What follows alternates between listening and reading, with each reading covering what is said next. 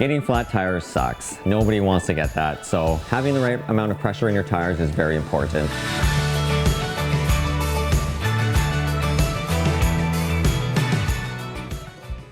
Having too little pressure can make your ride a little bit sluggish and ultimately more prone to pinch flat, while having too much air pressure can make it a rougher ride and a very uncomfortable one.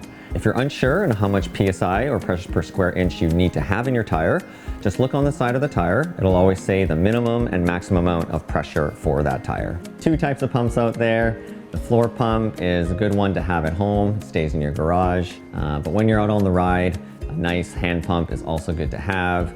You can get some that are nice and compact and lightweight. When you're looking for a floor pump, some things to keep in mind is make sure that they are compatible with both Presta and Schrader valve. That means that you can just switch off easily to any type of valve that you have at home on different bikes. A nice pressure gauge is good to have, something that you can see a good accurate reading, and a nice base so that is going to be nice and stable when you're pumping the pump. When choosing a hand pump, it's nice to have the same attributes as your floor pump, being it has both valves, Presta and Schrader, but then you're also looking for something that's lightweight and compact. You can either mount it onto your frame or put it into your jersey or your backpack. Some things to look out for when you're buying a hand pump is some hand pumps have a hose.